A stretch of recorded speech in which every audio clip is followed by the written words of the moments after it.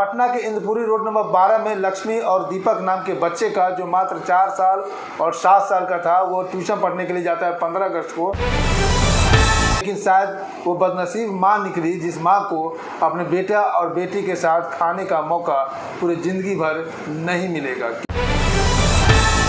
Phone करती है अपने शिक्षिका को, जो उस बच्चे को पढ़ाते हैं उस शिक्षिका को फ़ोन करते हैं और ट्विटर के घर के बीच में ही एक कैंपस होता है। उस कैंपस में गाड़ी होती है, पुराना गाड़ी, उसमें उसका दोनों का डेड बॉडी मिला।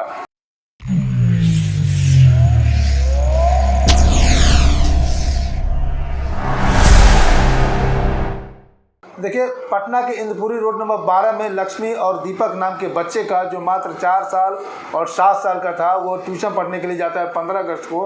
और जब ट्यूशन पढ़ के आता है तो उसकी माँ इंतज़ार करती है खाने पर कि मेरा बेटा आएगा तो मैं उनके साथ खाना खाऊंगा। लेकिन शायद वो बदनसीब माँ निकली जिस माँ को अपने बेटा और बेटी के साथ खाने का मौका पूरी ज़िंदगी भर नहीं मिलेगा। क्यों नहीं मिलेगा?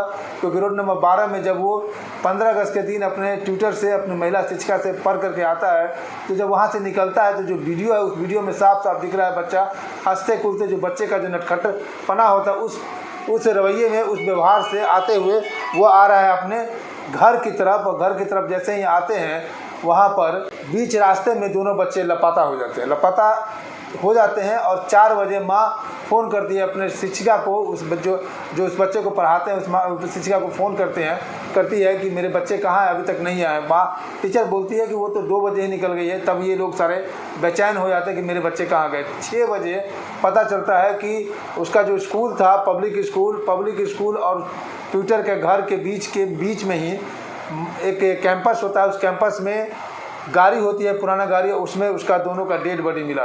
हम ये खबर इसलिए बता रहे हैं कि स्कूल और ट्विटर के बीच में एक कैंपस होता है, बड़ा सा कैंपस होता है जिसमें गेट लगा हुआ था, वो गेट खुला हुआ है और उस कैंपस के अंदर में एक गाड़ी होती है। उस गाड़ी में दोनों बच्चे का डेड बॉडी पाया जाता है। डॉक्टर जब पोस्टमार्टम रिपोर्ट जब आता है, हम पोस्टमार्टम रिपोर्ट का अपडेट बता रहे हैं आपको। अपडेट ये है कि डॉक्टर जो है बता रहे हैं कि हम पोस्टमार्टम रिपोर्ट में इस बात को क्लियर नहीं करेंगे कि बच्चे की मौत कैसे हुई है।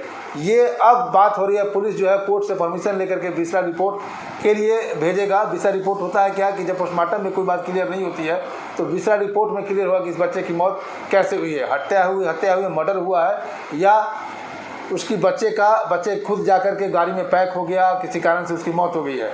सारे मुद्दे पर इस बात ये मैंने आपको ब्रीफ बता दी। मेरे साथ जुड़ रहे हैं राकेश कुमार, जो पंजाब केसरी के सीनियर पत्रकार हैं। हम इनसे बात करेंगे, ये भी कई सारे खबर को अटेंड करते रहते हैं। सर, आप ये बताइए कि जिस तरह से दोनों बच्चे की मौत हुई है और जिस तरह से पुलिस भी परेशान है कि बच्चे का मौत का कारण नहीं बता पा रहा है और पोस्टमार्टम रिपोर्ट में बहुत कुछ क्लियर नहीं हुआ, अगर हम 1 मिनट मान लें उस बच्चे का अगर मर्डर हुआ होगा तो ये कैसे, क्यों मर्डर हुआ होगा बच्चे को? क्या आप क्या अंदेशा लगा रहे हैं इस बात को लेकर? बच्चे का मर्डर हुआ कोई दुश्मनी हो या किसी से दुश्मनी हो या कुछ बच्चे कहीं गलत भावना से कहीं चल गया हो, इसीलिए हो सकता है इसमें मर्डर हो सकता है। गलत भावना से बच्चे पर कोई अटैक कर दिया हो।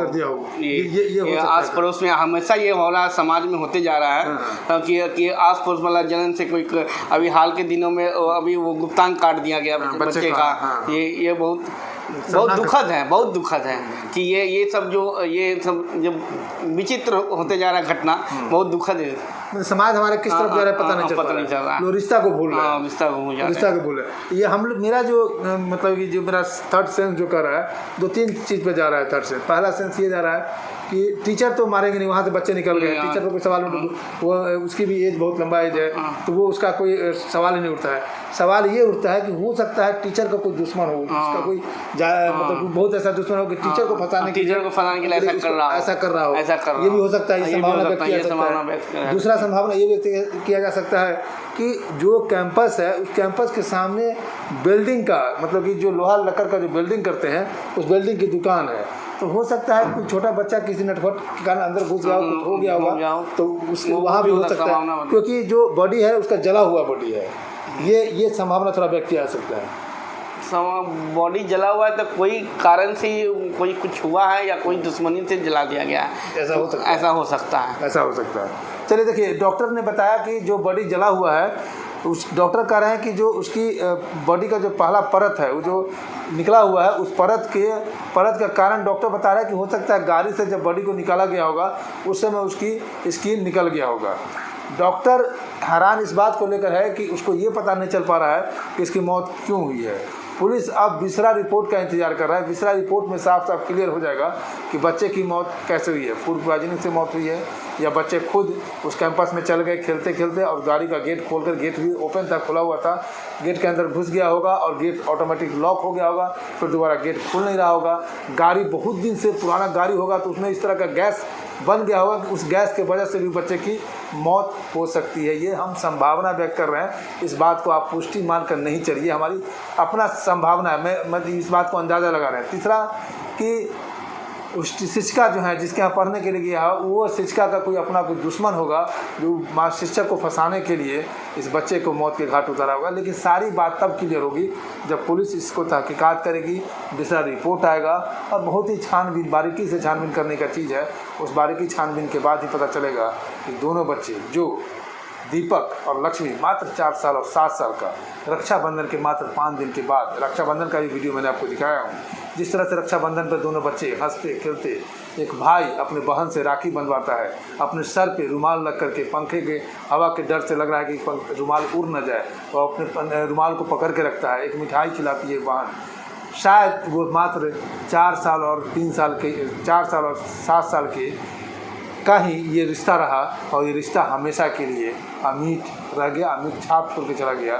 लेकिन अगर ये खबर हम इसलिए दिखा रहे हैं कि एक गरीब आदमी जो लेबर है, इसकी माँ जो मेड है, दूसरे घर में जाकर के चूल्हा चौका करती है, भरण पोषण करती है, अपने परिवार को चलाती है और उसका ध्येय ये होता है कि हम दोनों बच्चे को पढ़ाएं, जो ये दिन हमको देखने को नहीं मिले।